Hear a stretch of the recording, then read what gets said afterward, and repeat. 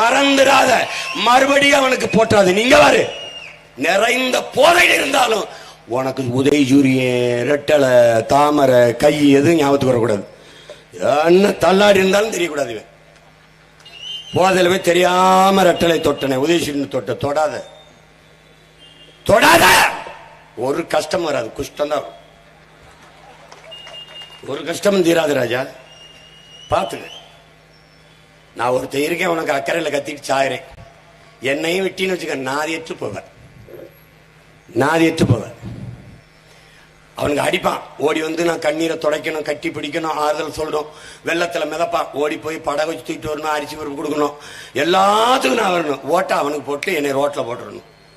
இது ஒரு கோட்பாடு, இது ஒரு கொள்கை.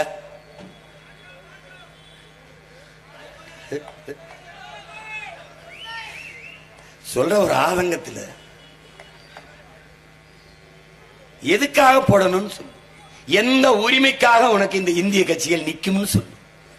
840 மீனவனை கொண்டிருக்காங்க காங்கிரஸ் ஆட்சி, பிஜேபி ஆட்சி. காங்கிரஸ் ஆட்சியில ரொம்ப ஒன்னு சொல்லு, நீ மான தமிழ் மான. என் தலைவன் பிரபாகரன் அங்கே படையோடு நிற்கும் போது ஒரு மீனவனை தொட்டான சிங்கள தொட்டான. யாரடா உன் இனத்தின் காவலன்? யாரடா உனக்கு எல்லைச்சாமி? யாரடா உனக்கு தலைவன்? தொட்டானாடா சிங்கள? தொட்டானா? தொட முடிஞ்சதா? தொட விட்டார? எங்க அண்ணன் நிக்கிறவரை சீனா உள்ள வந்தானா? இல்ல. இப்ப சீனா தன்னுடைய சொந்த மாநிலத்தில் ஒரு மாகாணம் மாதிரி இலங்கை ஆக்கி வச்சிருக்கு. இப்ப தெருக்களை பூரா அவன் பேரை வச்சு சீன தெரு மாதிரி ஆக்கிட்டான். இப்ப தேர்தல் நடந்துச்சுன்னு வச்சுக்கேன், சீன நின்னாதான் ஜெயிக்க முடியும். நீ சிரிக்காத, உனக்கு அந்த நிலைமை தான். நீ கோயம்புத்தூர், திருப்பூர்லாம், சென்னைலாம், சவுகார்பேட்டையில சவுகார்பேட்டையில இந்திக்காரன் ஓட்டு போடாம ஜெயிக்க முடியுது. நமக்கு அங்க கட்சி இல்ல. துறைமுகத்தில் நம்ம கட்சி இல்லை. ஏன் தெரியும்? அவன் பூரா வீடு கட்டி நம்ம வந்து ஒரு எப்படி சொல்றது, வேற்றுக்கிரகவாசி மாதிரி பாக்குறான். அங்க நம்ம ஆளுங்க, திமுக காராளுங்க அவனை மாதிரி போயிட்டு இதர் மே ஷாத் மேஹே, ஓட்டு மேஹே, கரா மேஹன்னு இந்தியில வச்சுட்டு இவங்க இந்திய எதிர்ப்பு போராளி புரட்சியாளர்கள். இப்ப வட இந்தியா 1.5 கோடி பேர் வந்துட்டான். இப்ப அவன் என்ன பண்றான் தெரியுமில? அவன் நின்னுதான் ஜெயிப்பான், அவன் தான் தருவான். இங்க பாரு, மோடி கூட்டத்துக்கு கூகுன்னு வந்து கைதட்டால எவனும் தமிழம் கிடையாது. 20,000 பேர் அவன் தான் வந்து கைதட்டி 200 வாங்கிட்டு போயிட்டு இருக்கான். அவர் பேசுறது யாருக்கு புரியும்? அவனுக்கு தான் புரியும். கைதட்டிட்டு போயிட்டு இருக்கான். வட இந்திய காங்கிரஸ் ஓட்டு கூட கிடையாது, கம்ப்ளீட் பிஜேபி ஓட்டர்ஸ். இந்திய திணிச்சா எதிர்த்தா நான் இந்திக்காரன தெரிகிறேன், என்னடா பண்ணுவேங்கிறான். உன் மையன்ட்ட ஒரு அதிகாரத்தை கொடுத்து விடு, ஒரு 5 ஆண்டு எந்த ட்ரெயின்ல ஏறினானா அதே ட்ரெயின் ரிவர்ஸ்ல போங்க, அப்படியே ரிவர்ஸ். நிலத்தை விட்டுறாத, உன் தாய் நிலத்தை விட்டுறாத.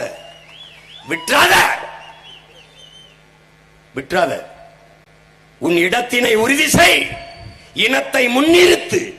இருக்க இடமற்றவன் அனைத்துலகம் பேச அருகதையற்றவன். நிக்கிற இடம் உனதா இல்லைன்னா நீ பேச தகுதியெல்லாம் போயிருவ. அமெரிக்க ஏகாதிபத்தியமே, ரஷ்ய வல்லாதிக்கமே, உன்னை கண்டிக்கிறோம், துண்டிக்கிறோம், எல்லாம் வெட்டி பேச்சாயிரும். இடமே ஒண்ணுதில்லை. இலங்கையில், ஈழத்தில் நம்மளை அடித்து விரட்டினான், இங்கே ஆக்கிரமிச்சு விரட்டுகிறான். பி கேர்ஃபுல், விழிப்புணர்வோடு ஜாக்கிரதையாரு. முதலில் உன்னை மொழியிலிருந்து வெளியேற்றினான். தமிழ் படிச்சா வேலை கிடைக்குமா, சோறு கிடைக்குமான்னு தமிழ் படிக்கிறது வெளியேற்றினான். கோயில இருந்து வெளியேற்றினான். ஒரு கூட்டம் கோயிலுக்குள்ள வராத தீட்டு, ஒரு கூட்டம் முட்டா பை தான் போய் சாமி கும்பிடுவான். கோயில் உனக்கு வழிபாட்டு தலம் மட்டுமல்ல, வரலாற்று பேராவணம். கோயில் மதில் சுவரில் கல்வெட்டில் தான் உன் வரலாற்று குறிப்புகள் இருக்குது. போய் பார். குடவாசல் ஐயா பாலசுப்ரமணியம் எழுதின புத்தகங்களை படிச்சுப்பார். 18ஆம் நூற்றாண்டில் அந்த கோயிலே, அந்த கல்வெட்டிலே, அந்த சுவற்றிலே இந்த குறிப்புகள் இருக்கிறது என்று எழுதியிருக்கிறார் என்றால் அதான்டா உன் வரலாற்று பேராவணம். பெருவுடையார் கோயில்ல நம்ம பாட்டை எழுதி வச்ச குறிப்புகளை தவிர்த்துட்டு மராட்டிய மன்னன் வந்து பூரா மராட்டியத்தில் எழுதி வச்சு போயிட்டான். இப்ப என்ன பண்ணும்? அவன் பேரன் சீமான் வந்து மறுபடியும் அவன் வரலாற்று குறிப்பை தமிழ் எழுதணும். எப்படி? நம்ம என்ன வேலை செய்யறோம்? தாத்தா காலத்துல இருந்து பாரு, ஒருத்தன் தாத்தா கொண்டு போன பணப்பைய பறிச்சுட்டு ஓடிட்டான். இப்ப பேரங்க நம்ம விரட்டி போய் பிடிச்சு அவனை அடிச்சு அந்த பைய பறிக்கிறது இருக்குல்ல, அதுதான் நாம செய்யற பண்பாட்டு மீட்சி, மொழி மீட்சி, இன உரிமை. இதெல்லாம் அதான் இப்போ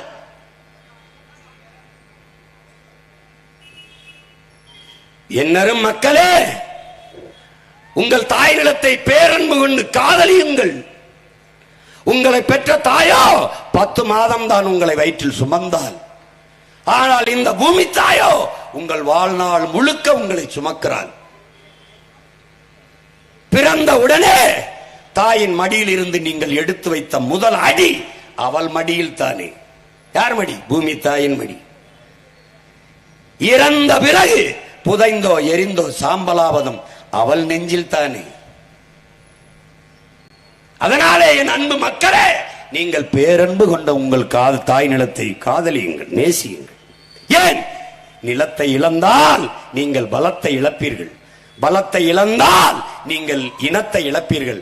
ஆகவே என் அன்பான மக்களே, நீங்கள் உங்கள் தாய் நிலத்தை பேரன்பு கொண்டு காதலியுங்கள் என்கிறான் ஈழத்து பாவேந்தன் புதுவர் ரத்தினதுரை. என் அன்பு தம்பி தங்கைகளே, இதை மந்திரமாக பிடித்துக்கொள், உறுதியாக நில். உன் தாய் நில மீட்சிக்கு விட்டால் இது இந்தி பேசுற இன்னொரு மாநிலமாக மாறும். நம்மை அடித்து விரட்டுவார்கள். ஈழத்தில் அடித்து விரட்டிய போது நிக்கவாவது இங்கு ஒரு இடம் இருந்தது. இங்கிருந்து விரட்டினால் நீ எங்கு போவாய் என்று எண்ணி பார்த்துக்க. எனக்கு ஒண்ணும் இல்ல, அப்படியே அருணாச்சல பிரதேசத்துக்கு ட்ரெயின்ல நானே என் பொண்டாட்டி பிள்ளைலாம் ஏறி போய் அங்கிருந்து சீனாவுக்கு பாஸ்போர்ட் விசாத வேலை சும்மா வாடாங்கிறான். ஏன்னா அருணாச்சல பிரதேசம் ஏன் நாடு, நீ வாடாங்கிறான். நான் பாட்டுக்கு போயிருவேன். நீ எங்கிட்டு போவேன்னு பார்த்துக்கல, நீ என் கூட வா, சீனாவுக்கு போவோம்.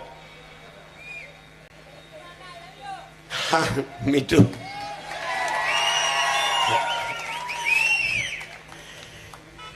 நிலைமை அப்படி ஆக்கிட்டான். பேராபத்தில் நின்று கொண்டிருக்க நீ. சும்மா திருப்பி இவங்களுக்கு ஓட்ட போட்டு சரி போட்டா பாராளுமன்றத்துக்கு அனுப்புன. என்ன நடந்தது சொல்லு, என்ன நடந்தது? ஒரு வார்த்தை உன் உரிமைக்காக, ஒரு வார்த்தை. எல்லோரும் உன்னை ஏமாற்றார்கள் என்று நீ அறியவில்லையா? அறியாததா? கிளி எதிர்காலத்தை சொல்லும். கிளி எதிர்காலத்தை கணிச்சு சொல்லுதுங்க அப்படின்னு கூண்டுகள் வச்சு வாடா வாடா வாடா, அம்மாவுக்கு ஒரு நல்ல ரக்ஸீட்டா எழுறான்ட்டு. அதுக்கு தெரியாது பைத்தியக்காரி, அதுக்கு எதிர்காலம் தெரியாம தானே இவன் கூட்டுக்குள்ள வந்து கிடக்குது. ஒரு நெல்லை காட்டி ஏமாத்தி நம்மளை கூட்டுக்குள்ள அடைப்பான்னு தெரிஞ்சா பறந்து போயிருக்காது. அது மாதிரிதான் என் கூட்டம் இருக்குல்ல, என் இனக்கூட்டம் இதே தான். இந்த கிளி அவன் அப்படியே இந்த கால் அப்படி வச்சுக்கிட்டு, ஐயாவுக்கு ஒரு சீட் எடு, நல்ல சீட் எடு அப்படின்னு ஒரு நெல்லை எடுத்து இப்படி விரல ஆட்டுவான். அதை சீட்டையும் பார்க்க இந்த நெல்லையும் பார்க்கணும். பார்த்து அந்த ஏதோ சீட்டு நெல் அப்படி காட்டணும்னு கொண்டு வந்து கொடுத்துட்டு போய் அந்த சாப்பிட்டு போடான்னு உள்ள போயிடும். அதுக்கு அது எதிர்காலம் இருந்தா பறந்துருக்கும்ல. எதிர்காலத்தை நீ சிந்திச்சு பாரு, கொஞ்சமாவது யோசிச்சு பாரு. கிளி மாதிரி கூண்டுக்கு அணைஞ்சு சிக்கி தவிக்காத. அதான் பிரச்சனை. எச்சரிச்சுக்கா, இவங்க கிட்ட மறுபடியும் ஓட்ட போட்டு ஏமாறாத. எந்த மாறுதலும் வராது. உன் வாழ்நாள் தான் 5 ஆண்டுகள் காலியா போகும், வீணா போகும்.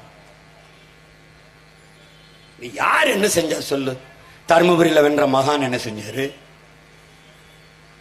இல்ல கிருஷ்ணகிரியில வென்ற மகான் என்ன செஞ்சாரு?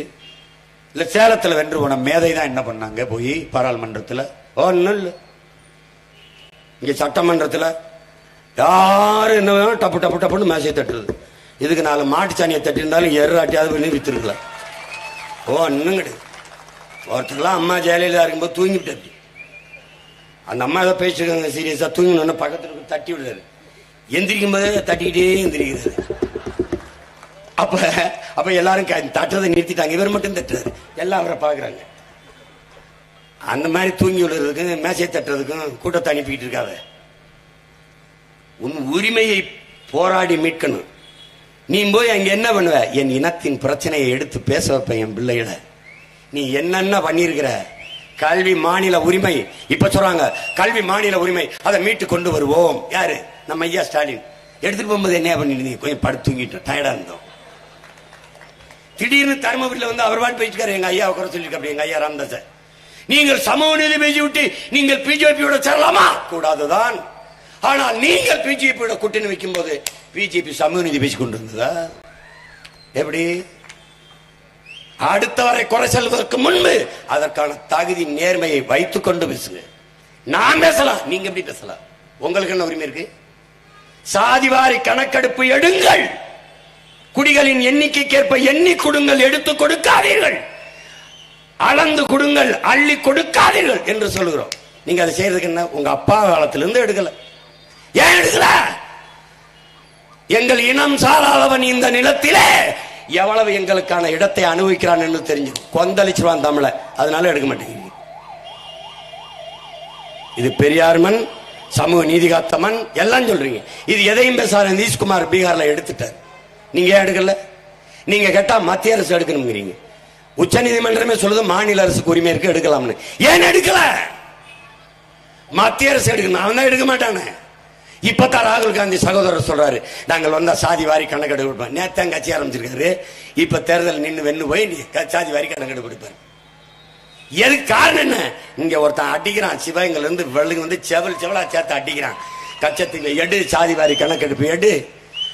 முதலாக இந்த மண்ணிலே வகுப்பு வாரி பிரதிநிதித்துவத்தை பேசி சாதிச்ச மகன் எங்கள் ஐயா ஆனமுத்து. அதுக்கப்புறம் அதே கருத்தில் உறுதியாக என்ற போராடியவர் எங்கள் ஐயா மருத்துவர் ராமதாஸ் அவர்கள். அதுக்கப்புறம் அந்த நிலைப்பாட்டிலே இன்று வரை நிற்கிற பிள்ளைகள், அவர் வழியே வருகிற நாம் தமிழர் பிள்ளைகள் நாங்கள் தான். நாங்கள் வந்தால் சுங்கச்சாவடி டோலை தூக்குவோம். நான் சொல்றேன், நான் வந்து தூக்குவேன். அதுக்கு இவர் எதையாவது வேடிக்கை பேசிப்பாரு. இப்ப நீங்க பேசும்போது ஆட்சிக்கு மத்தியில் இவர்கள் வந்தால் தூக்குவார்களாம். பஞ்சாப்ல ஆம் ஆத்மியுடைய முதலமைச்சர் அரவிந்த் கெஜ்ரிவாலுடைய முதலமைச்சர் வந்த உடனே சுங்கச்சாவடியை தூக்கி வெளில போட்டான். என்ன பண்ணிட்ட நீ? ஏன் அது மாதிரி நீங்க பண்ண முடியாது? நான் ஜெயித்த போது ஏன் பண்ண முடியாது? நான் சொல்றேன்ல, நான் முதலமைச்சர் ஆனால் முதல்ல போக்குறேன் வச்சு பூரா தூக்கி போட்டு சாலை நான் பராமரிச்சுக்கிறேன். சுங்கம் கிடையாது. சுங்கச்சாவடி என் மக்களை சாகடிச்சது போதும் கெட் அவுட் ஆயிடுச்சு. அவ்வளவுதான் தம்பி. என்ன தம்பி, ராஜீவ் கொலை வழக்கில் சிறைப்பட்டவர்கள் விடுதலையாகி வீட்டுக்கு போவார்கள் நீ கனவுல நினைச்சா தம்பி? நினைச்சியா? எளிய பிள்ளைகள் நாங்கள் சாதித்தோம், ஒருத்தனை மறுக்க முடியாது. மார்க்சியம் கார்கி எழுதிய தாய் நாவலிலே வருகிற பாவலின் தாய் போல என் தாய் அற்புதம். இன்னும் மறுபடி மேலே போய் 30 ஆண்டுகளுக்கு மேலாக அவள் நடக்காத வீதி இல்லை, சந்திக்காத தலைவர்கள் இல்லை, வடிக்காத கண்ணீர் துளிகள் இல்லை. அதற்கு பிறகு இந்த மகன் 6 மாதம் வேலூர் சிறையிலே இருந்து உலகத்திற்கு கொண்டு வேணும், என் பிள்ளைகள் இங்கே இருக்கிறார்கள், விடுதலை செய்ய வைக்க வேண்டும் என்று. அதற்கு பிறகு வீர மரத்தி என் தங்கை செங்கொடி அண்ணன்களின் உயிருக்காக உயிரிகம் செய்தார். புரட்சி தீ பற்றி எரிந்தது, கதவு திறந்தது, ஒன்னும் பண்ண முடியல. 7 பேர் விடுதலை சாத்தியப்படுத்த முடியவில்லை என்றால் இனத்தின் விடுதலை எப்படி சாத்தியப்படுத்துவது என்று கேட்டேன். சிறை வாசலிலே முடிந்தது. அடுத்த பாய்ச்சல் இனத்தின் விடுதலை தான். அதான் திரும்ப சொல்வது, இலக்கு ஒன்றுதான், இனத்தின் விடுதலை. இனம் ஒன்றாவோம், இலக்கை வென்றாவோம்.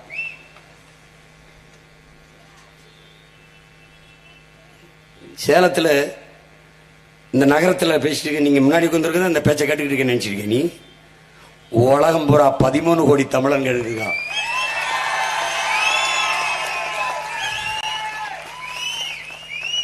அப்படிலாம் சாதாரணம் அல்ல. பல பேர் தூங்காம உண்ணாம உறங்காம வேலை செஞ்சிருக்கான், எப்படியாவது இந்த பிள்ளைகள் வெல்லணும்னு. ஏன்?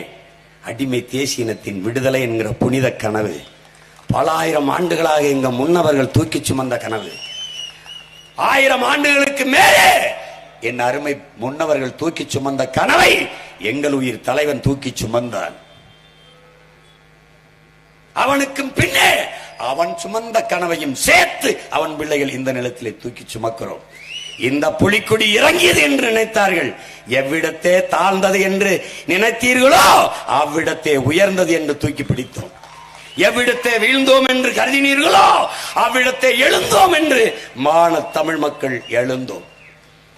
எங்கள் வீரர்கள் சிந்திய ரத்த துளிகளில் கிளைத்து துளிர்த்து புரட்சி விதைகளாக வெடித்தோம். எங்க 40 பிள்ளை என் பிள்ளைகிட்ட எந்த வேட்பாளராவது பேசி தப்பிச்சிடறா எவனாவது ஒருத்தன் தர்க்கத்தில் ஒரு கேள்வி என் பிள்ளைகள் வைக்கிற கேள்விக்கு பதில் சொல்லிடு பார்ப்போம்.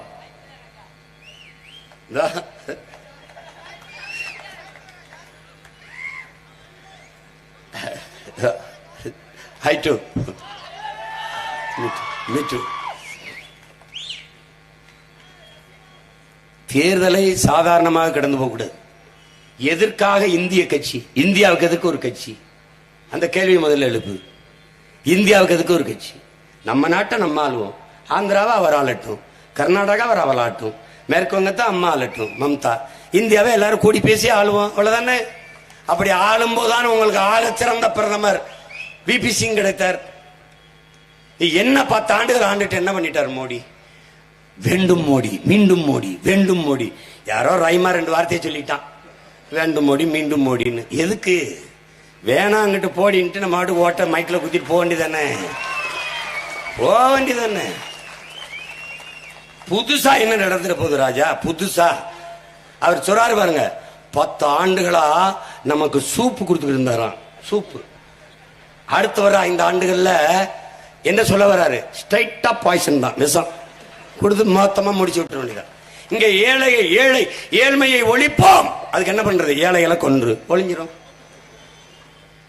குடிசை இல்லாத நகரமாக்குவோம். என்ன பண்ணும்? குடிசை தீ வச்சு கொளுத்திரு, முடிஞ்சு. சிரிக்காத, இதான் செஞ்சுக்கிட்டு இருக்கான் 50 வருஷமா. இதான் செஞ்சுக்கிட்டு இருக்கான்.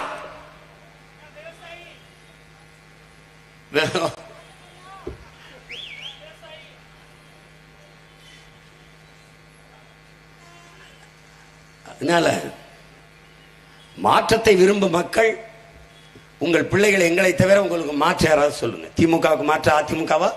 அதிமுகவுக்கு மாற்று திமுகவா? ரெண்டுக்கும் வேறுபாடு ஒண்ணுதான். நான் அன்பு உடன் பிறந்தவனே. திமுக கட்சி கொடியில அண்ணா இருக்க மாட்டார், அதிமுக அண்ணா இருப்பார். திராவிட முன்னேற்ற கழகம் என்பது திருடர்கள் முன்னேற்ற கழகம். அனைத்து இந்திய அண்ணா திராவிட முன்னேற்ற கழகம் என்பது அனைத்து இந்திய அளவில் திருடர்கள் முன்னேற்ற கழகம். அது கொஞ்சம் ரொம்ப பெருசு, அது ரொம்ப பெருசு. இந்த காங்கிரஸ் பாரதிய ஜனதா, இவன் கதர் கட்டின பாரதிய ஜனதா, இவன் காவி கட்டின Congress. Congress Bharatiya Janata between party change, no policy change. NEET கொண்டு வந்தது இவர் தான். காங்கிரஸ் பெருமக்கள் கூட இருந்து கும்மி அடிச்சது நம்ம திமுக. என்ஐஏ கொண்டு வந்தது இந்த ஐயா தான், காங்கிரஸ் ஐயா தான். காங்கிரஸ் ஐயா தான். ஜிஎஸ்டி வரியை கொண்டு வந்தது நம்ம ஐயாக்கமார் தான், நியாயமார் தான். இவங்க பெத்து பேர் வச்சாங்க, ஜிஎஸ்டி, நீட்டு, என்ன நம்ம ஐயா போன் விட்டா ஹார்லிக்ஸ் அதெல்லாம் கொடுத்து வளர்க்கிறார். That's all your honour. 2 பேருக்கும் பெரிய வித்தியாசம் இல்லையே. அவர் மதவாதம், இவர் மிதவாதம். எங்கிட்டு பாபர் மஸ்ஜிதை இடித்தவன் ஆர்எஸ்எஸ் பிஜேபி, இடிக்க அனுமதித்தவன் காங்கிரஸ். மறுத்தரா? எவ்வளவு மறுத்தரா? நரசிம்மராவ் ஆட்சி இடிக்க அனுமதித்தது காங்கிரஸ். ராமர் கோயிலுக்கு அடிக்கல் நாட்டினவர் மோடி. கங்க்ராச்சுலேஷன் ராகுல் Gandhi. Modi sound Hindutva. we are all Hindus. இவர் yes we are all Hindus. இது சாப்பிட்டு Hindutva. that's all Hindutva. that's all your honor. இவ்வளவுதான். இதுல என்ன மாறுதலை கண்டுட்டா? தமிழ் இனத்திற்கு 2 பேரும் நச்சு செடிகள், விஷ மரங்கள். வளர விட்டாத பார்த்தினிய செடியை விட மோசமானவன். ஒழிச்சிடணும், நுழைய விடக்கூடாது. எந்த மாநிலத்திற்கும் இந்த கட்சிகள் அவசியம் இல்லை. அவன் வரும்போது ஒரே நாடு, ஒரே ரேஷன் கார்டு, ஒரே மொழி இந்தி, ஒரே சமஸ்கிருதம், ஒரே மதம். இந்த இலவத்தான் தூக்கிட்டு வருவான். இருக்கிற இந்த அரை கிரவுண்ட் நிலத்தை பறி கொடுக்காம இருக்கணும்னா கையை கட்டியா பிடிச்சுக்கிட்டு ஒத்த ஓட்ட மைக்கில் போட்டு தெம்பா திரி.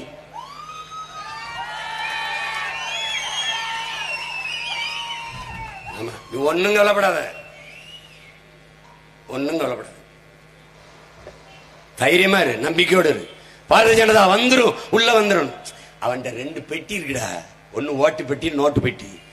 2ஐயும் சரி பண்ணிட்டோம்னா சரியாயிடும்.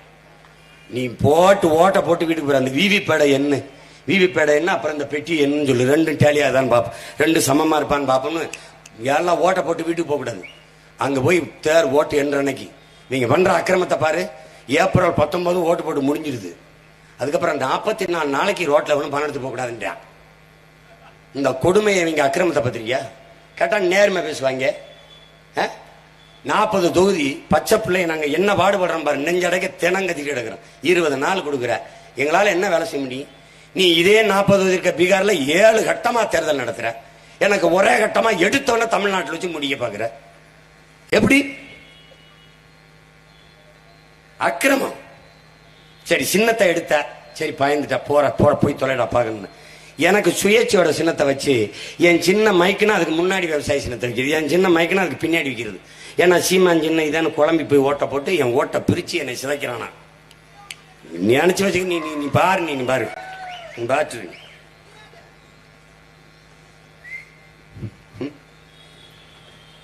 ஏதோ ஒரு ஆட்டம் அதிகார திமிரில் காட்டுறீங்க. வரலாற்றில் எத்தனையோ மாற்றங்கள் நிகழ்ந்திருக்கு தம்பி. வெல்ல முடியாத படை என்ற ஒன்றே வரலாற்றில் இருந்ததில்லை என்கிறான் ரஷ்ய அதிபர் ஜோசப் ஸ்டாலின். நீ புரட்டி போட முடியுமான்னு கேட்காத. புரட்சினா என்னன்னு பாரு. பெரிய கரும்பார, சிறிய கடப்பார அப்படி புரட்டி உருட்டி தள்ளுவம்பார். அந்த முயற்சி தான்டா புரட்சி. என்ன பெரிய இது.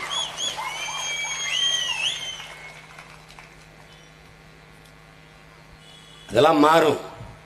முகலாய சாம்ராஜ்யம் சரிஞ்சிருக்கு, பிரிட்டிஷ் சாம்ராஜ்யம் சரிஞ்சிருக்கு, விஜயநகர பேரரசு விழுந்திருக்கு. அதுக்கு முன்பு எங்க முன்னவர்கள் சேர சோழ பாண்டிய பேரரசு விழுந்திருக்கு. நீ எம்மாத்திரம் திராவிடம்னாவே உனக்கு என்னன்னு தெரியல. இது வரைக்கும் அதுக்கு விளக்கம் சொல்ல தெரியல, ஒண்ணுமே தெரியல. திராவிடம்னா ஒரு என்ன சொல்றது, இடத்து பேருங்கிறது. திராவிடம்னா நான் சொல்றேன், திராவிடம் என்றால் தமிழர் அல்லாதோர் வசதியாக வாழ்வதற்கும் ஆள்வதற்கும் கொண்டு வரப்பட்ட ஒன்று.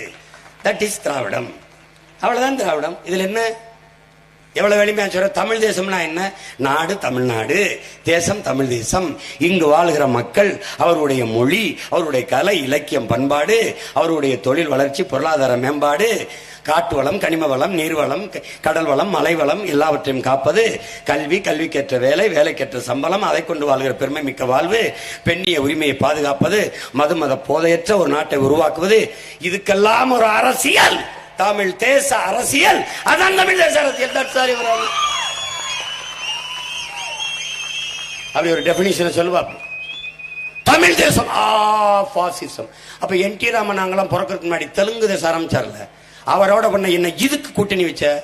எதுக்கு வச்ச? இந்தியாவுக்குள்ள என்னங்க தெலுங்கு தேசம்? ஏன் கேட்கல? வாயில என்ன கொலக்கட்டை வச்சிருந்தியா இல்ல பெவிக்கால் போட்டிருந்தியா? என்ன பண்ண நீ? இப்ப வரைக்கும் சந்திரபாபு நாயுடு கூட்டணி வைக்கிறடா தெலுங்கு தேசத்தோட. அப்ப நாங்க பேசுற தமிழ் தேசம் காத்தக்குதா, அவர் பேசுற தெலுங்கு தேசம் இனிக்குதா? ஏய், ஜனநாயகவாதிகளாவே எங்களை இருக்க வச்சு விட்டுருங்க. ஏதாவது கிளறி விட்டுறது வெறியாயிருப்ப.